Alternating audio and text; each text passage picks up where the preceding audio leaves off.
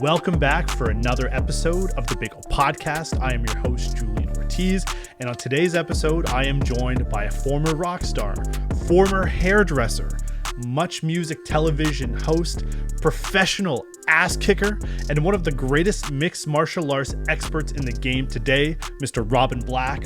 Robin, how are you doing today? Hey man, yeah, doing good. All true. I mean, not the nice parts, the kind parts. Those are sort of exaggerations, but the general stuff is true. Yeah, I've done a lot of stuff. Yeah, and you're still doing a lot of stuff. I mean, normally when I try to reach out to a guest, we try to come to like an amicable time and date, and sometimes shit happens. Life happens. Yeah. But for you, it's business, whether it's Bellator, whether it's getting ready to prep for the Conor McGregor, Dustin Poirier trilogy fight on TSN with your good friend Jay. I mean, you're always on the go and have spent a lot of time in quarantine, especially in Toronto in the hotels. What has the last year been like for you, considering your lifestyle's really taken you all over the place? Yeah, it's weird. It's been a weird one, man. I got a lot of the things that I kind of believe.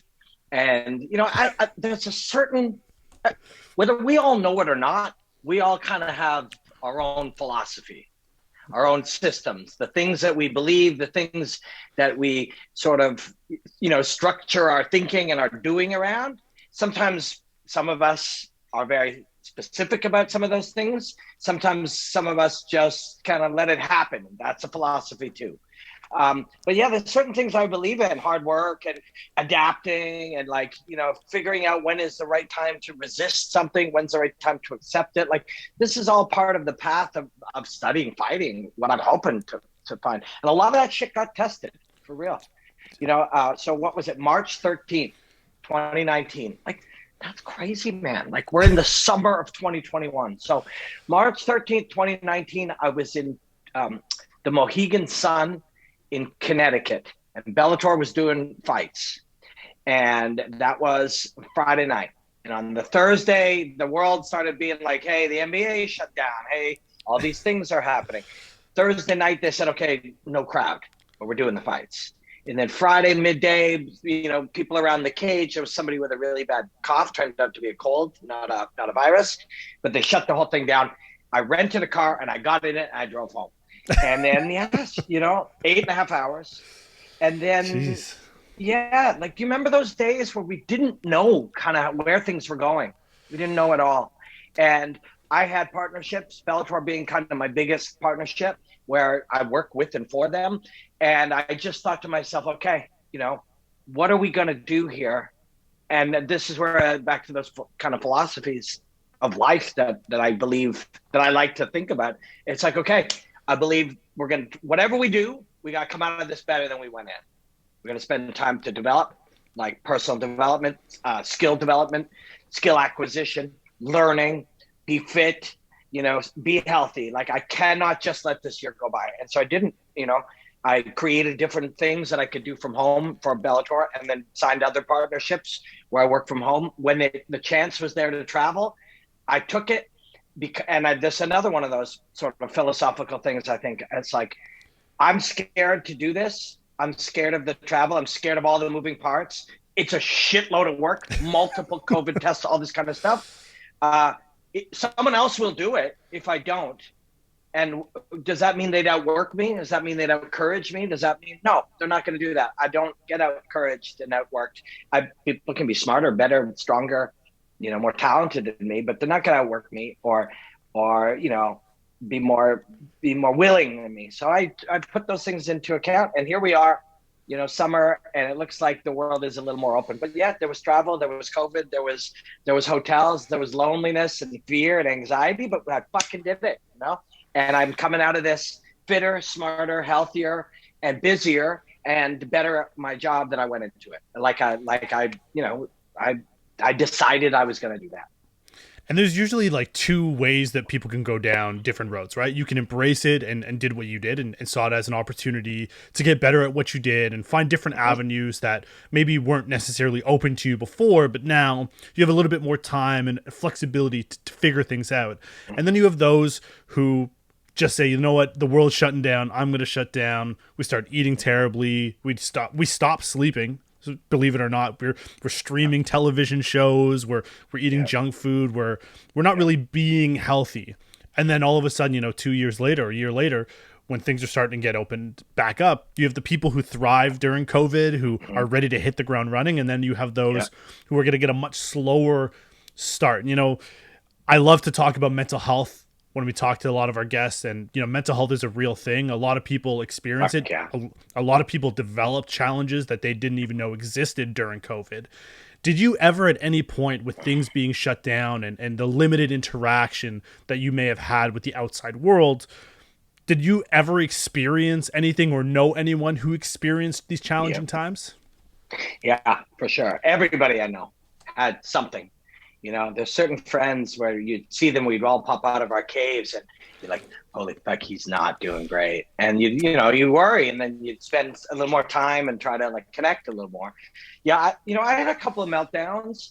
I feel fortunate. Like, I don't want it to be misleading, but I'm like, you go out there and you go for it. Like, it isn't about, being tougher or wanting it more or any of these cliches. A lot of it is good luck.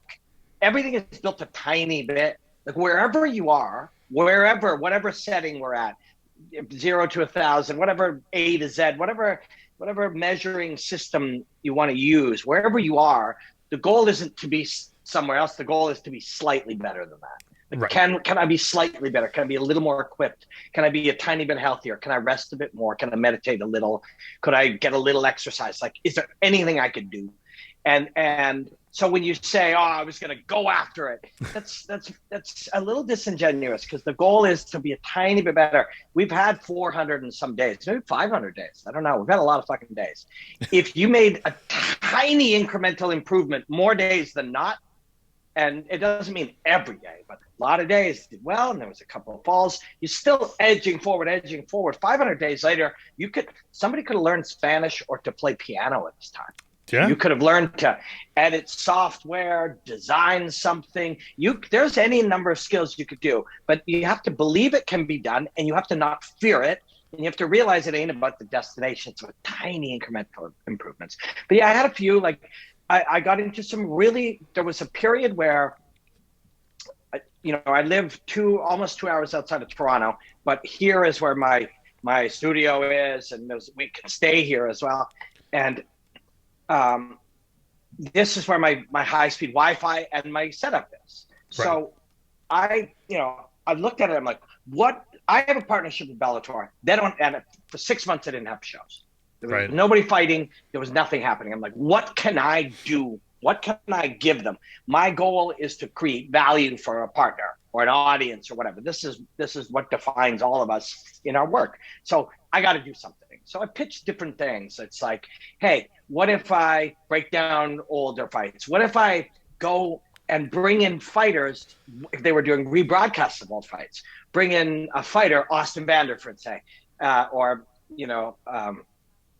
Sergio Pettis, somebody who will watch their fight together and we'll stream that on platforms. And so all these different things, I was like, my job is to do something for you. What can I do? I found things to do and created things to do that made my partner happy, the audience happy, and me happy, that involved me coming to Toronto Monday, Wednesday, Friday, 2 hours each way. No big deal. You listen to podcasts, you drive, the highways were empty.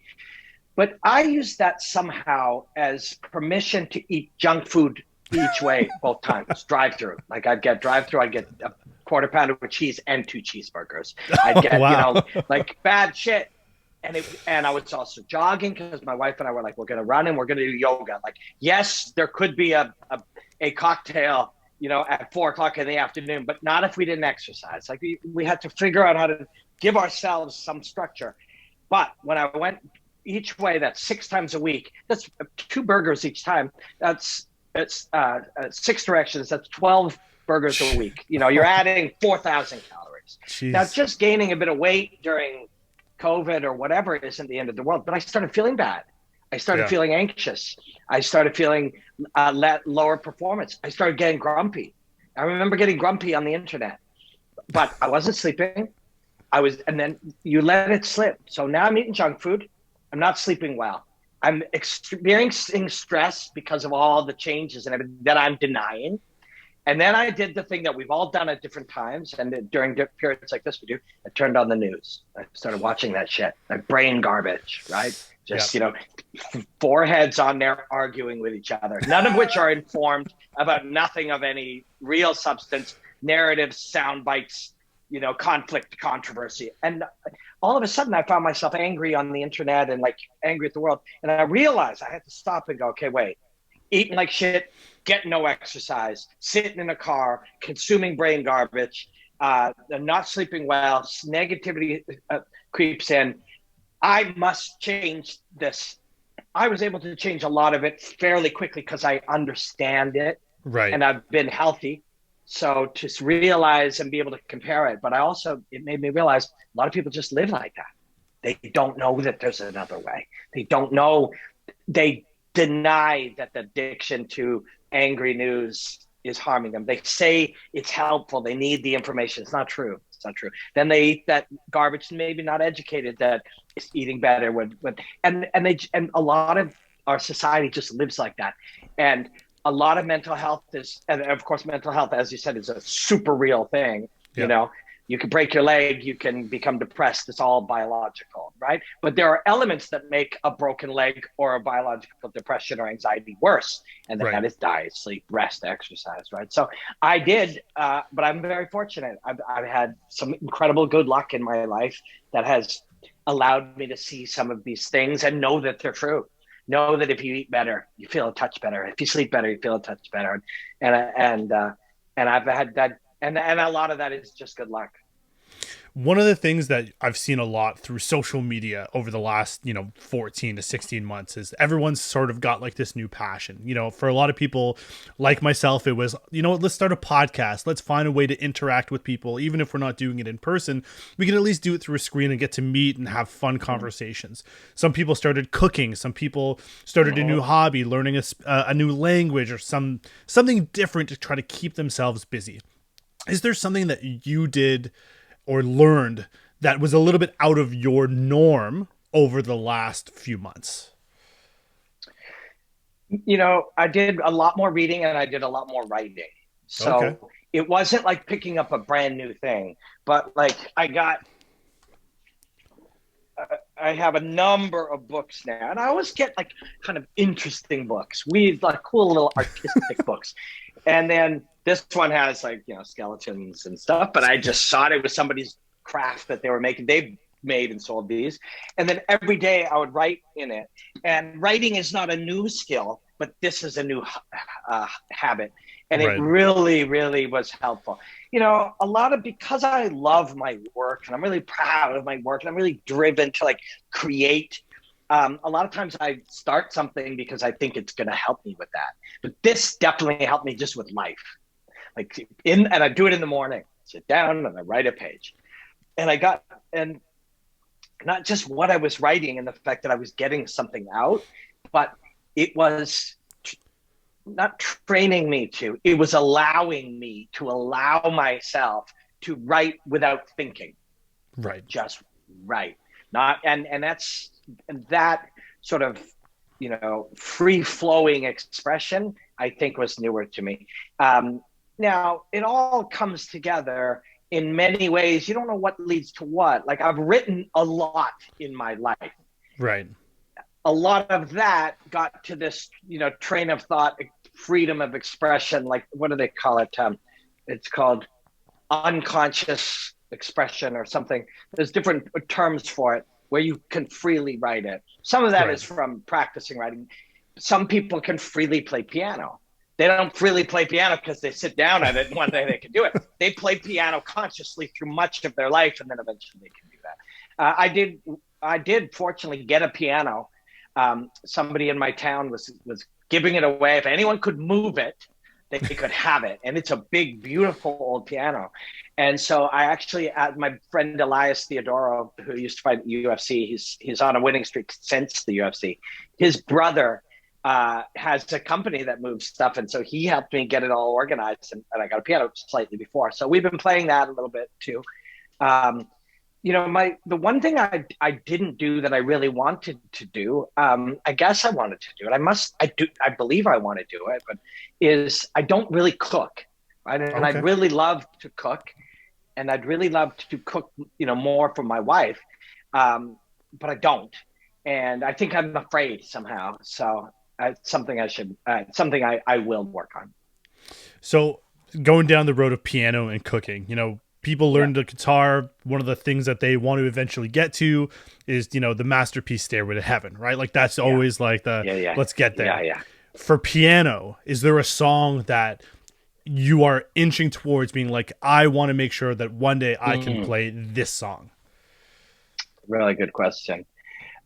No, I more so hear songs and then think I want to play a lot of them. Okay. So, and in fact, I haven't found that kind of definitive one. Although I once saw somebody play November Rain by Guns N' Roses and thought, I'd like to play that song. uh, but that's a really interesting question. I haven't seen it yet. I haven't seen that a thing where I've obsessed about it. I tend to like to learn skills more than I like to have like specific things. Like these days, I do, anyways. I like to just like the act of getting better at things. Right. But maybe sometimes having a specific, concrete objective maybe helps with that too. It's amazing to hear you talk and the words that you use. And when we look at like the resume that I'm going to go through in just a few minutes, you can see how it is useful in every aspect of your career along the way. And even though some of those things are so different, the principles around how you approach those things all remain the same. We'll come back to what the final or the first dish you want to be able to cook, that wow moment for your wife is going Mm-hmm, to be towards mm-hmm, the end of the podcast. So think about what you might want that to be. mm-hmm. But you know you grew up in Pinawa, Manitoba.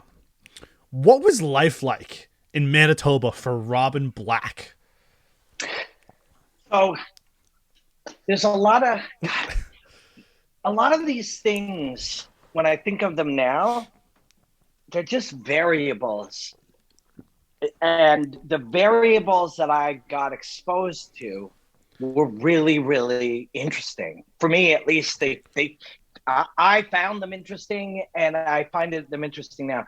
So Pinawa specifically is or was a town that existed on the other side of a bridge on what is kind of an island surrounded by water. So although it was in central Canada, Manitoba, people in America can think of South Dakota, that same sort of central kind of small, underpopulated, a lot of farming kind of stuff. But this town wasn't that. This town was a nuclear research plant Oh, plopped in the middle of a forest with a channel that was created around it in the middle of nowhere with one road in on a bridge. And we used to always, when we were kids, we were like, would they blow that bridge up if we had a meltdown? It obviously they wouldn't, but in your minds, you're like, you got to trap the radiated people there. It's like, but so but yeah, you get a bridge onto what was essentially a man-made, very large island with thousands, tens of thousands of deer. They run around like squirrels. It's really strange. But so you're in a town where every adult, unlike a lot of rural towns everywhere, every adult is a scientist. wow. And my father um, grew up on a farm. His father had a grade one education. He had no education essentially, Right. and he could spell one word, and that was his name. His name was Ed, and that's what he could spell. And that was he had no my where my father grew up. It was a different area of Manitoba called the Interlake, farming and nothing but very little education at the time. Both his parents had many brothers and sisters. None of them had a grade six education. And my father went through, and somehow education was his thing. Martial arts is my thing. Education was his thing. And he became a teacher, then a principal, and then a school superintendent. And he was a Wow. superintendent in an area where his ideas of, trying to enhance and support learning were not well received from the farmers and the people in the area who are like, why are you Right. wasting money on this? He realized it was sort of a tentative thing. And he went to find a place where he could, sort of really pursue what he was interested in, which was education. And of course, you end up in this little town in the middle of nowhere with the children of scientists and with a nuclear research plant. So that's where I grow up. And weird, and although I did well in school and physics and math and all those things come fairly, they came fairly naturally to me. And especially when I'm curious about something, I was an artist. I Right. like music. I was a martial artist. My parents drove me to the city 2 hours each way to train taekwondo from the time I was a kid, 3 days a week, even though they both worked. So all of a sudden, I know I'm telling a long story of me as a kid, but all of a sudden you realize I'm in the middle of the forest because of my dad's pursuits, surrounded by scientists, learning at an extremely high level with two busy parents who understand that my passion is martial arts and drive me 2 hours each way to a city to train taekwondo. And I happened to find a school that was really good. I just found the one in the yellow pages and it ended up being really good. And these series of good fortune shaped my whole life. Everything I have ever done, everything good that I've ever accomplished is connected to the lessons I learned through and my mother, to add to the story, was born in South Africa, in Rhodesia, which Oh, is wow. it was is now called Zimbabwe, in Africa. She's Welsh. Her parents were there, sort of in a military, almost a missionary military kind of place. Went back to Wales at 17. She left. Nobody did this. She joined the army, and she was in Hong Kong. She was in all of these places as an army Wow. nurse until she ended up in Canada. Now I've got parents who's an exploring, traveling, learned, world traveled mother who pursued medicine because she liked it, but also for the purposes of learning and travel, and a father obsessed with education in a small area which is full of scientists, performing it at a high level. But I'm a weird artist who gets driven because my parents are generous people to the city to learn martial arts as a kid. And that era I now understand shaped everything that was to come in my life. And as you said, everything that I've done ever is connected to the lessons of working hard to learn some skills, to practice some things, to get a yellow belt and then a green belt and then an orange belt. That relates to me when, as a martial artist, as a fighter, as a martial arts analyst, but it also related to me as a hairdresser and a singer and everything else. All of those same lessons are part of the same thing, and it all dates back. And I realize we're all that. And Yeah. and although everything I've said sounds great, there were definite negatives and downsides and pains and problems with it too. There are other people who you will talk to at times in your life. They'll say, my father beat me. My mother was killed by a car. I had nothing in my life. And that created my success, For sure. right? Like, it isn't better, worse, different. Like, we are all shaped by what we're exposed to, our life experiences, the knowledge we gain, the skills we develop, the things we learn, good and bad. Like I said, I'm always blown away where I can say now in retrospect, God, I had so much good fortune. Some other people, like, all the bad fortune I had created strength and goals and drive, and they are successful. We're shaped by these things, and how we interpret them, I think, to some degree is up to us, but I think a lot of that is good luck too. Are you ready to unveil your beach bod? Well, you're in luck. Our friends over at Manscaped just launched their 4th generation performance package, which includes the Lawnmower 4.0. Complement your summer bod with a trim from the leaders in male grooming. Fellas, gone are the days where grooming our man bits need to result in any unnecessary injuries. Since I began using Manscaped's amazing products, I have completely eliminated those tugs, nicks, and hold your breath moments when trying to groom my man junk. I care about my balls remaining accident free, and you should too. So it's time to bundle up with Manscaped Performance Package 4.0. Inside this package, you'll find their Lawnmower 4.0 trimmer. This trimmer is insane, and dare I say, the GOAT of all ball trimmers? Yeah, I said it. Their 4th generation trimmer features a cutting edge ceramic blade to reduce grooming accidents, all thanks to their advanced skin safe technology. And gives you the ability to turn that 4000K LED spotlight on and off when needed for a more precise shave. Did I mention this trimmer is also waterproof? In the shower or in the wild, and from your chest pubes all the way down to your ball fro, the Lawnmower 4.0 is the best trimmer for you. The Performance Package 4.0 also includes the Weed Whacker to chop your worst weeds up top in your nose and ears. The Weed Whacker is also waterproof and uses a 9,000 RPM motor-powered 360-degree rotary dual-blade system.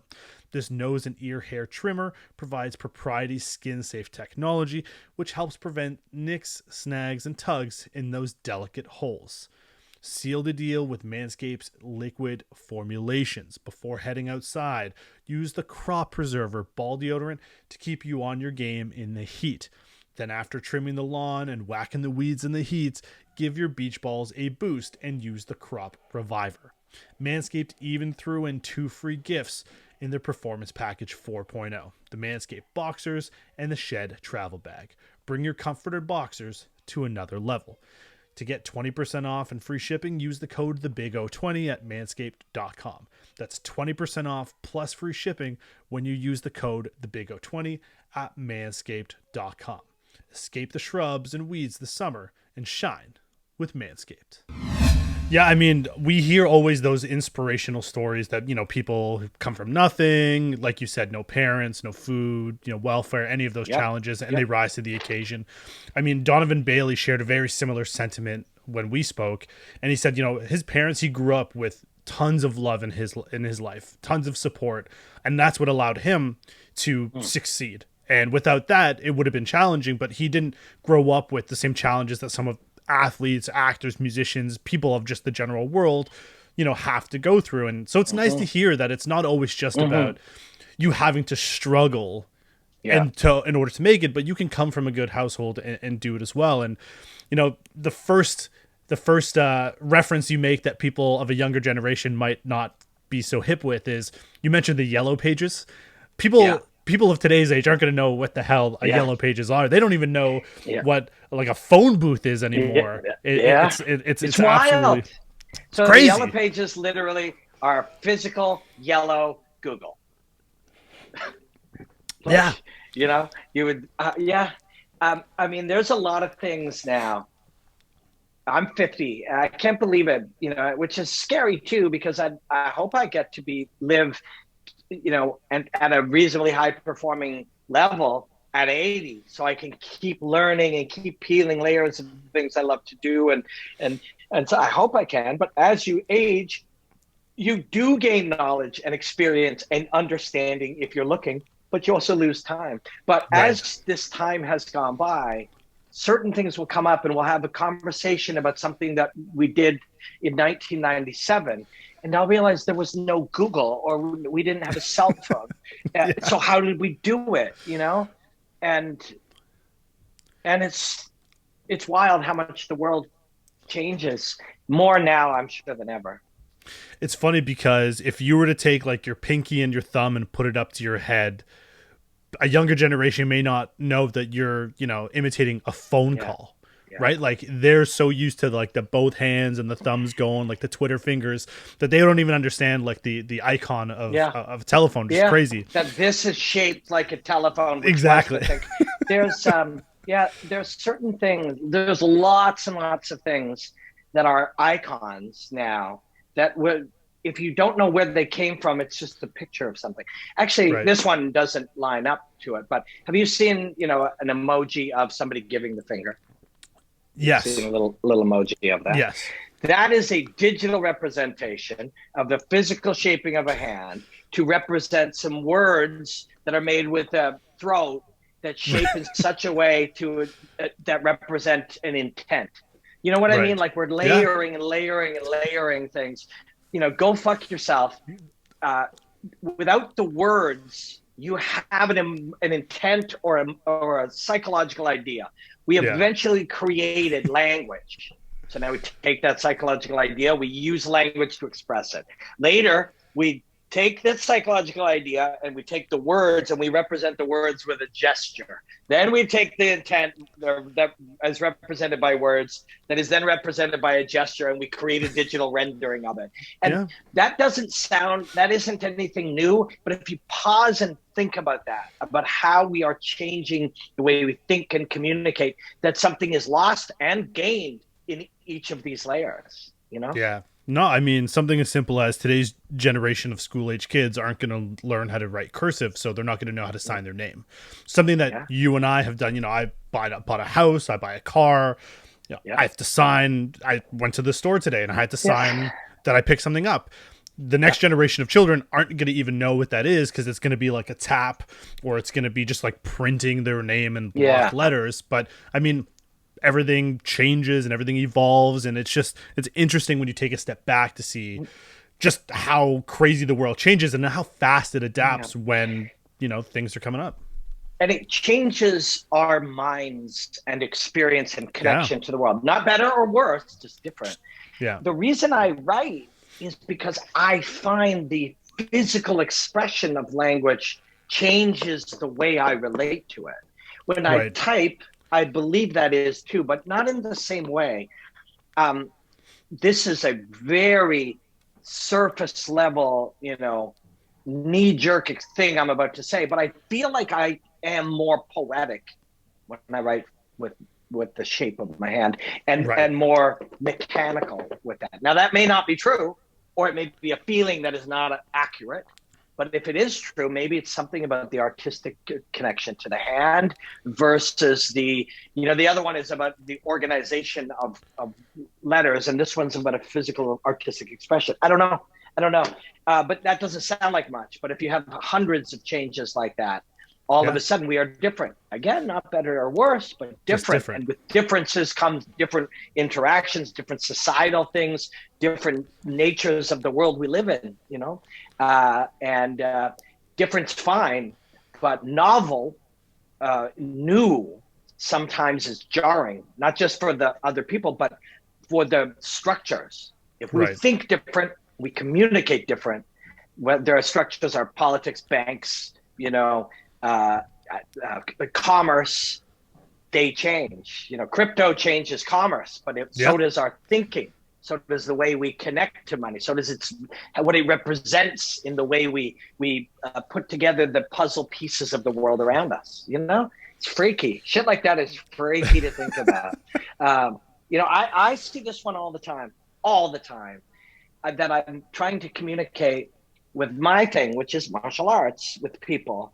And often people are like, wow, that's really cool. Other times I'll feel like, somebody may, and this is a whole other conversation, but someone, who watches television a lot may think they know how science works or politics works or fighting works from TV.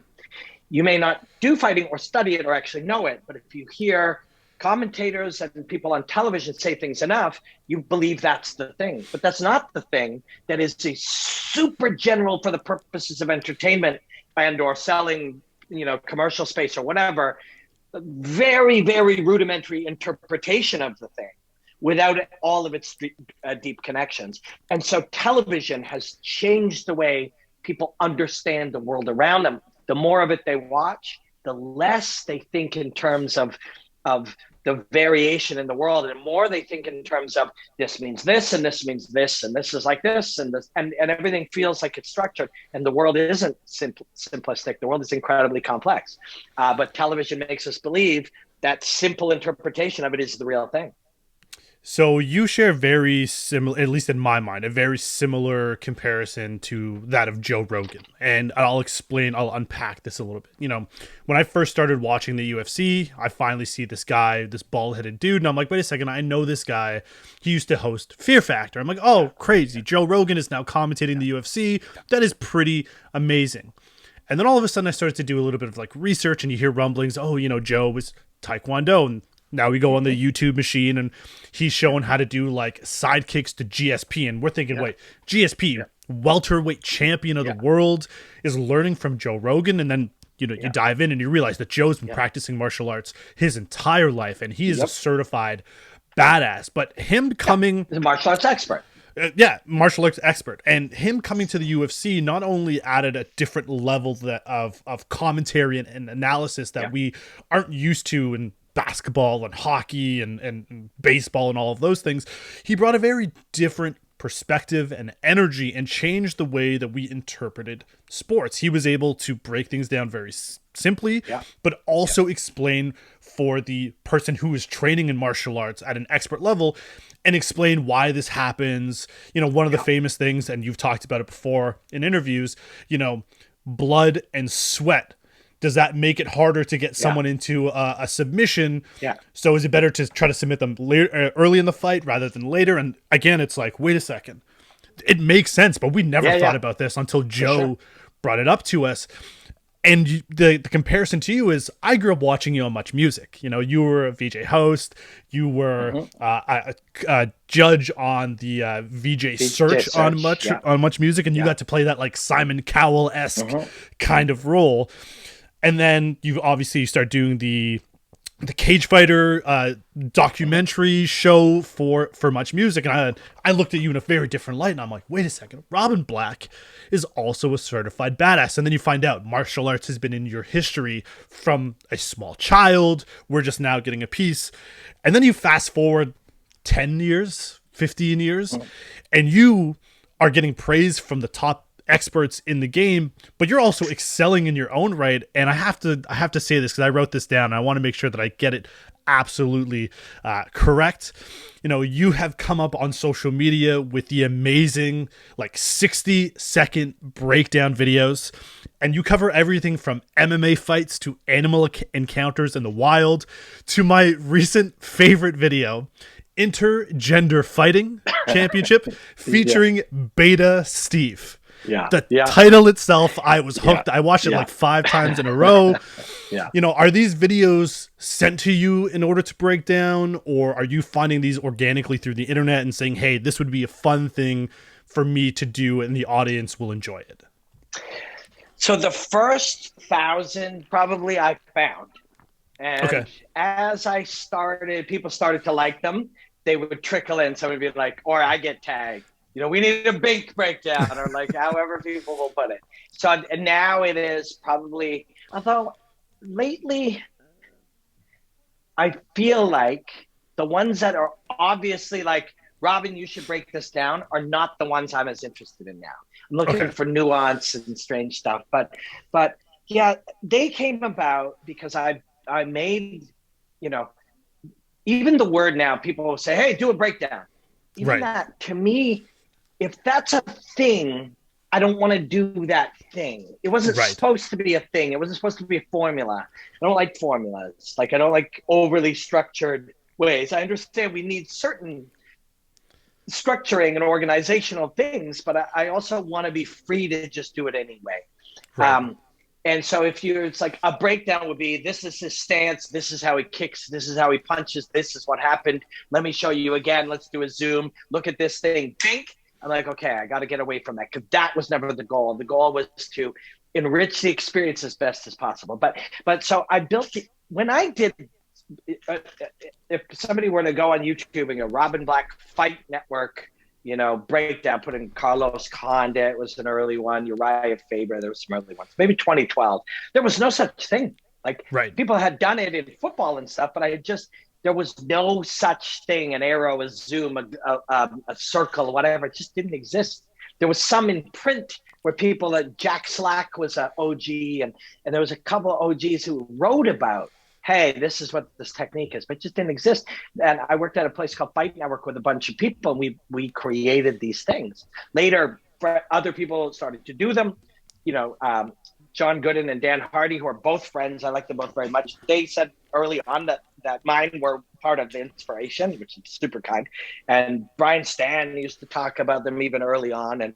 But yeah, no such thing existed. And I made them 5 minutes, 7 minutes. Then the UFC paid me to do some. And all of a sudden, I was working at this television channel, and it just cut their entire digital creation department in 2017. I think it was 2017. Could have been 2016, but I think it was 2017, which in retrospect, Now, cutting a digital creation department that you had a lot of connection to an audience possibly might be considered a bad strategy in retrospect. But it was their business, not mine, right? So they Right. did that. I was under the impression at the time, not that I want to harp on it, because I'm sure they think it was a bad decision too. But at the time, I believe the entire department cost 30 something thousand Canadian dollars a month to run, which is not cheap. But Right. now to get the depth of reach that we had digitally in advance with YouTube, Twitter, everything, now people would spend, if you spent 5 times that to Yeah. have what we had in 2017, most people would do it now. And it can't be done. You can't just spend 100 grand a month and build an organic connection to an audience, which we built. And then it was done. And one day I woke up and I had no job and I didn't know how to do anything. And I didn't have editors and lighting people in a studio. And I didn't have, a sound guy, and I didn't have a microphone and cameras. I didn't have anything. And yet this is what I do. And this was my thing. And I created it with a team of other people that were other artists, designers, producers, whatever. But it was my thing. And we started it. And here I couldn't do it anymore.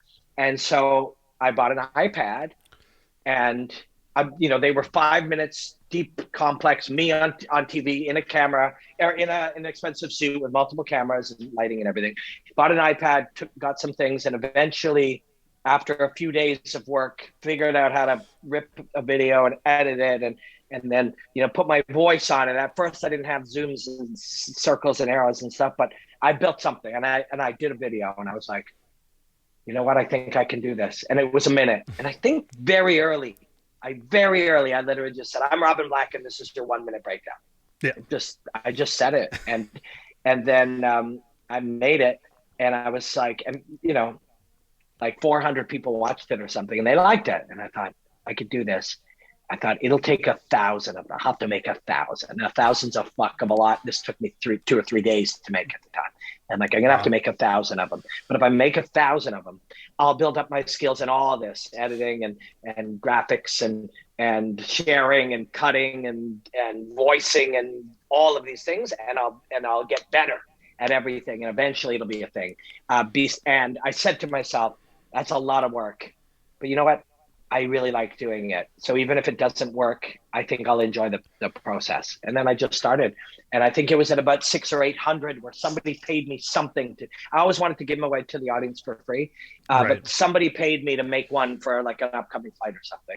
And then a few more. And then DAZN hired me to make some. And then that got Bellator going, holy shit, this is really, Joe Rogan retweeted a few of them because Joe's a good friend and a big supporter and a big mentor and a fucking awesome cat.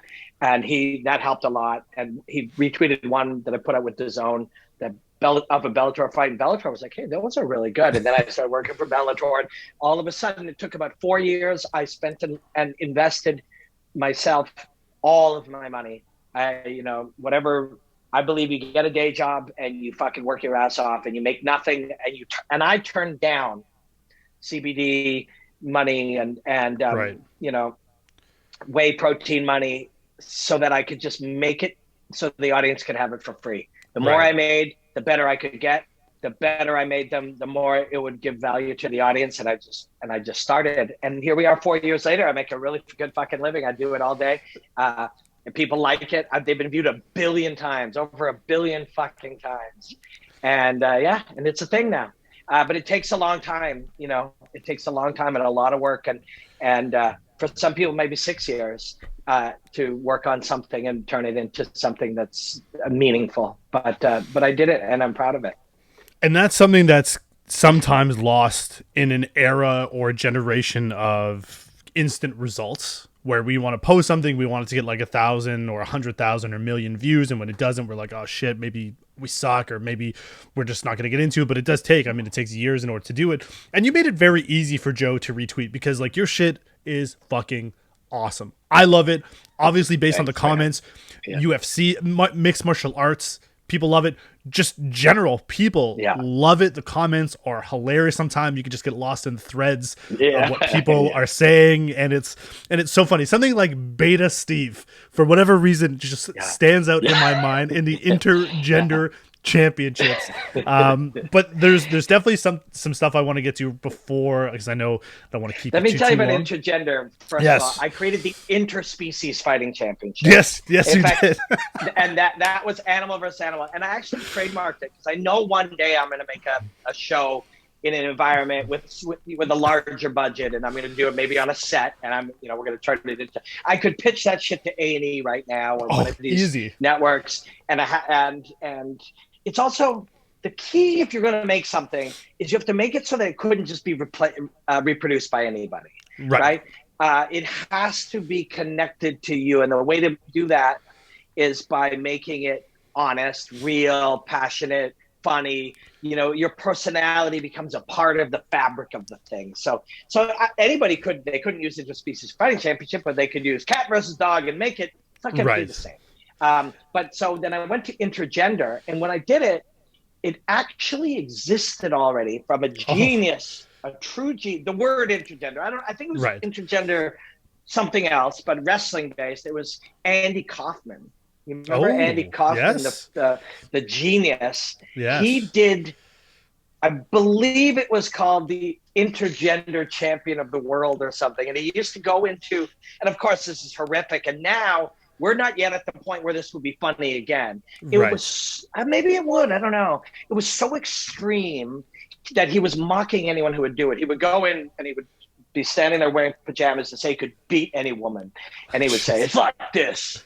Man, dog, woman, right? Yeah. And which of course is unacceptable, but it was so absurd that he was making fun of anybody who would actually think that was acceptable. Right. But it was the level of high level comedic genius that I don't think would fly now, but somewhere in there. And I was an Andy Kaufman fan growing up. So when I saw when I moved from interspecies to intergender, I realized I had heard it before and I searched for it and I was blown away that it was an Andy Kaufman reference. I don't know how he used it, but he used it.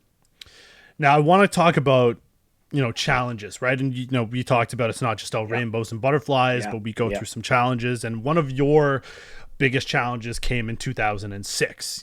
While touring in the UK, the rock star lifestyle seemingly caught up to you, and after a diet of Red Bull, vodka, party favors, and no sleep for 72 hours, you suffered a drug-induced seizure. Yeah. For some, this is just part of the lifestyle that is associated with the rock star, but for you, it was a wake-up call. How did you process what happened, and was it a relatively easy decision for you to leave that life behind? Yeah, that's a really good question. Because again, I don't think I ever took credit in my own mind for saying I made the right choice. Right. And maybe that's memory is different, but I subscribe to this idea of choiceless awareness. Okay. That you're almost watching yourself make the right choice based on your life experience. I rarely sit there anymore in my life and examine options for long periods of time and decide. Somehow, and this hasn't always been this way, but I've always been somewhat decisive. I see decisiveness as a superpower, and I see it as a superpower kind of under attack by the world around us. And I can succumb to searching on Netflix for a length of time,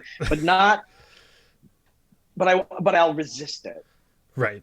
So basically you kind of, wake up. It's not even wake up. Like, maybe it sort of is. I've been knocked out before. And when the flashlight hits your eyes, if there's a flashlight, or the doctor's in your face, or whatever the situation is in combat sports, when you've been knocked out, it feels like you've just woken up.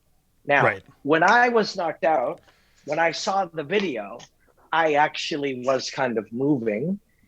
But in my mind, I remember just being awakened from a deep sleep.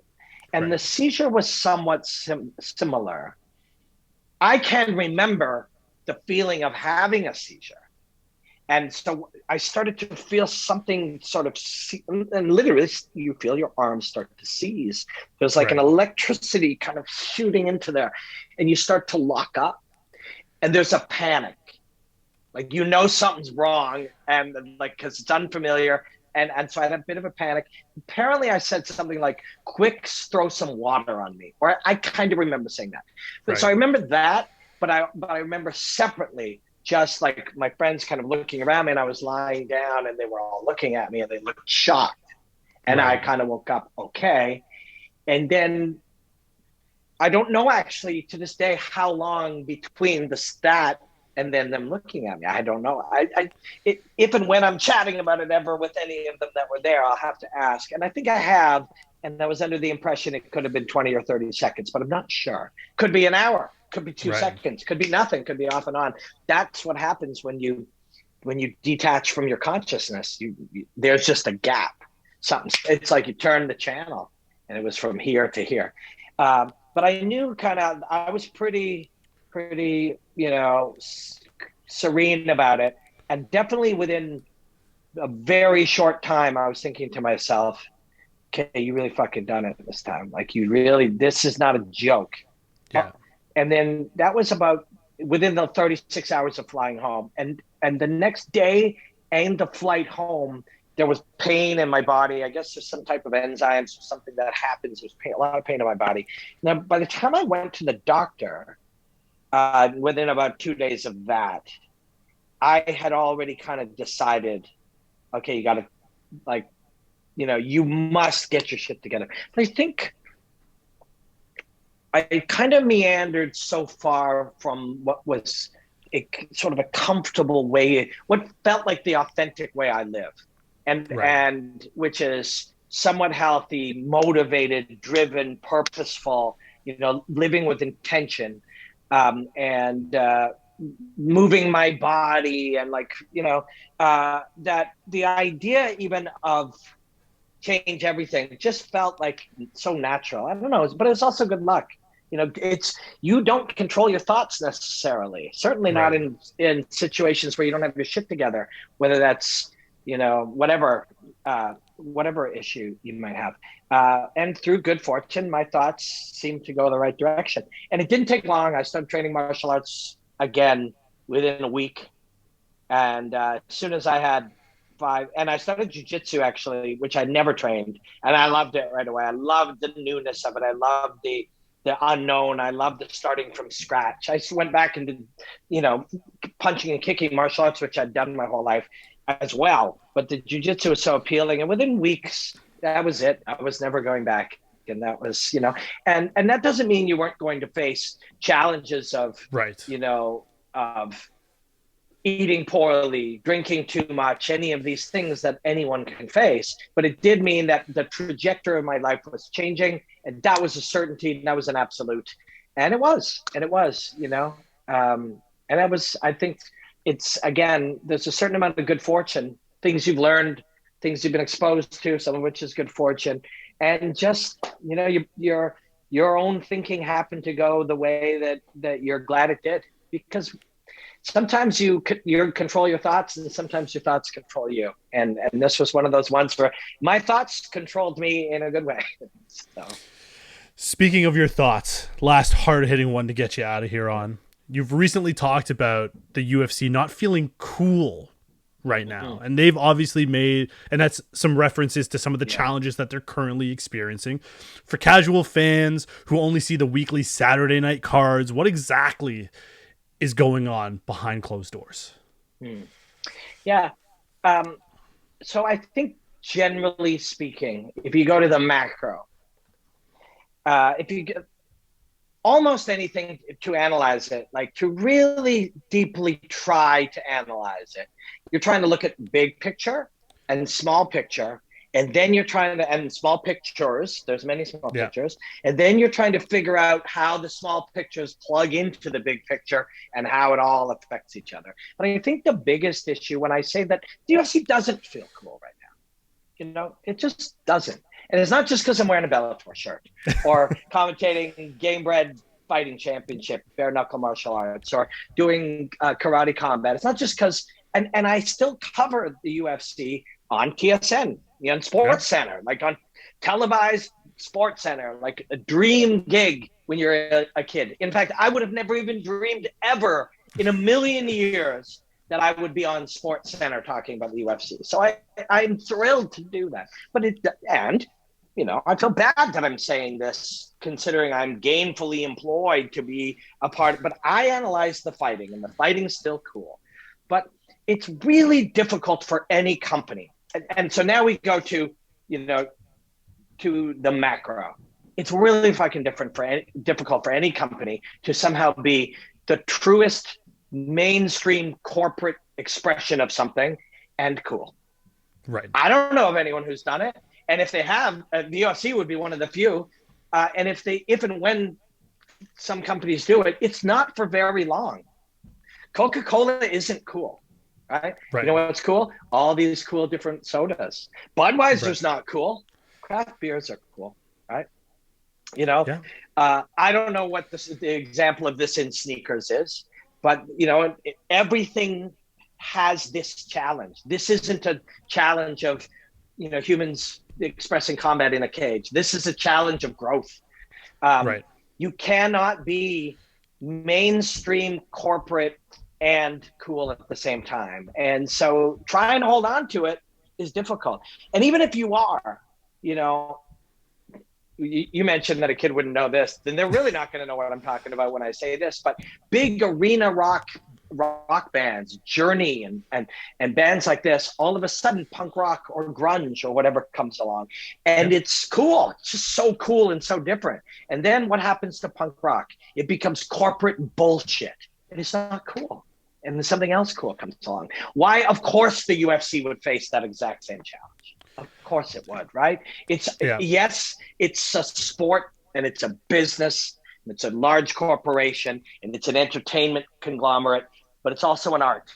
And this has happened to every kind of art that's ever happened. So, there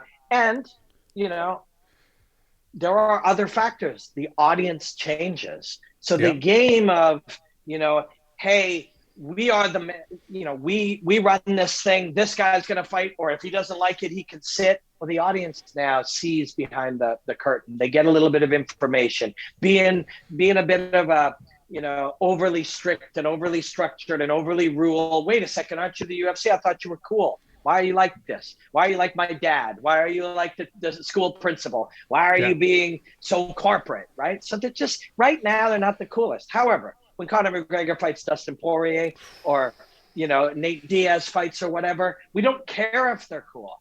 And they don't need to care if they're cool either, because now they're a big, successful mainstream corporation. I don't watch the UFC for my cool martial arts connoisseur fix. I watch it for Conor McGregor versus Dustin Poirier.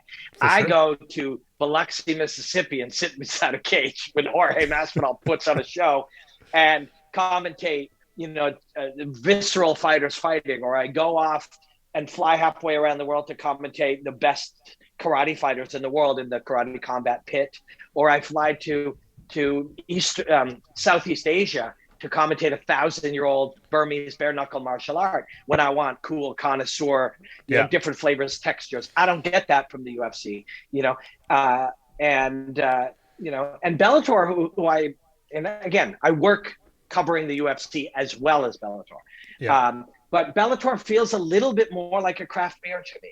So it's a little bit, and if I say this out loud, 18 out of 20 people will be like, you're out of your mind, or you're a shill or whatever. But to me, when I turn on a Bellator broadcast, now bear in mind, I watch most fighting shows, even when the great Joe Rogan, who's a friend and a mentor and somebody I inspire, although sometimes I listen to Joe, but I turn off the volume. So I'm only watching the fights most of the time. I'm not hearing the broadcast anymore. But Bellator is less formulaic. It's a little more risk-taking. There's a little less of a guy in the ear telling you must talk this way. People don't realize that. The more corporate, the more formulaic, the more mainstream something gets, the less room there is for art, right? And that's okay. That's okay. It'll change. Things will change again. Maybe for the UFC to to be cool again, there'll be a shift, and it'll happen. And also bear in mind, they could give two shits what me or people like me think is cool or not cool. If 1.5 million people buy a pay-per-view, ultimately that is the purpose of a corporation anyways, not to be considered cool on your podcast, you and me thinking it's cool. We're just two dorks, right? Wearing a That's fucking it. Bellator shirt, right? They don't And care. that's the thing. The UFC will put on fights. Do you, like you said, Dustin Poirier versus Conor McGregor? The fights themselves turn out fantastic. It's the conversations about why Francis Ngannou is not defending his title after winning it just a short amount of time ago, and instead there is an interim heavyweight title because, well, according to sources or whoever, he wasn't ready to fight and the UFC has to move on. That isn't always the case. It's always like we were holding out for more money, and the UFC is like, as you said, you're going to fight on this date for this amount of money. Oh, wait, you can't? Well, you know what? There are 17 other guys who are going to do it, and now we're going to move forward. And unfortunately, that's the ugly behind the curtain kind of thing that turns fans off. Of course, because when they say we got to move on, what they mean is we got 8 shows that we want to make for our corporate broadcast partner, ESPN, which is owned by Disney, which demands some shows, which means we need a main event, which means you got to fight.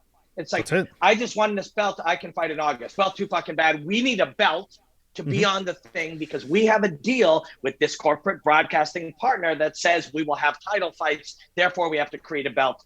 Too fucking bad for you. And all of a sudden, one second.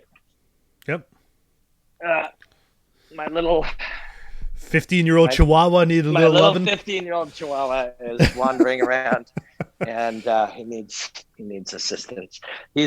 I don't know how much time he's got left, although you'll see. There we go. He looks pretty. He looks pretty good. He looks pretty good. His tongue is hanging out of his mouth, and now he'll run away, and then he'll make loud sounds. It's like at some point, it's like, wait a second, what does your need to put on main event shows on a streaming service that is owned by Disney, that is made with a corporate, what the fuck do a bunch of suits contractual obligations have to do with Francis Ngannou or me, your audience member? And again, when you're a giant corporation, the rules are different. But for the rest of us, the audience runs it. The audience runs it. And if there are times where we will ignore our audience or times where we don't agree with them, and we'll pay the consequences, when and that we have to accept that. It's a little different for them. However, when there are so many more shows, when they say, if you don't like it, don't buy the pay-per-view, which is something they've said for many years, and it's been true, they could say that. At some point, people won't. I don't know where that point is because we can't get Conor McGregor versus Dustin Poirier without them. So, but these are all just the nature. Hello, buddy. These are all the nature of growing pains when you start out as a small, agile, crazy, cool business and you say, we have a dream of being on ESPN and being one of the biggest sports in the world. Well, be careful what you wish for. Because when that comes true, you'll find new challenges. But this is true of all of us. Whatever we try to do, whatever new plateau we break through, whatever new environment we find ourselves in, will come with new challenges. Listen, couldn't have said it better myself. Robin, I want to thank you for joining me today.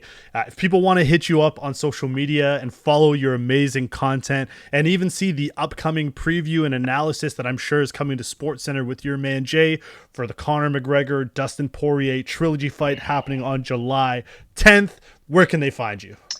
Yes, TSN. I'll be the week of fights if you're in Canada. I did something with Chael this week.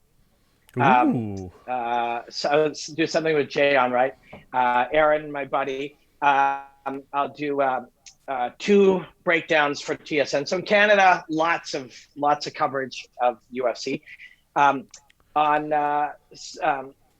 Robin Black Martial Arts on Instagram, I'll have all my analysis and breakdown videos up. Robin Black MMA on Twitter. Robin Black Bink on TikTok. I got a YouTube channel. where I've taken to just sitting and pontificating sometimes for hours, which has been really good for me, for my own mind. And some people seem to enjoy it. It's Robin Black. I think it's youtube.com/Robin Black. And if somebody wants a t-shirt that says Bink, they can get it at shoprobinblack.com. But yeah, it's, I don't know, man. I'm pretty lucky. Like, you know, when I list off these platforms and I know people go to them and I know that, you know, they end up generating money that pays my bills without having to charge the audience anything. That was the dream, was to be able to make the stuff that people could watch it for free without having to pay anything. And it would be of enough value to some other part of the machine that the machine would pay me and the audience to hang out and do this stuff. And that's where we're at. So it's pretty cool. We'll link all of the platforms down below in the video on YouTube, as well as on the podcast platforms. And Robin, if you ever make a hoodie with Bink on it, let me know. I will be the first guy to make sure that I subscribe and get that, because I'm very much a hoodie guy. The Big O Podcast is available on Apple Podcasts, so make sure you subscribe, leave a review. It's also available on Spotify, Google Podcast, or wherever you get your podcasts, with full videos and episodes available on YouTube. So make sure you subscribe, hit that like and notification button so you can keep up to date with all future episodes. For my guest, Robin Black, I am your host, Julian Ortiz. Thank you for watching and listening, everyone. See you next time.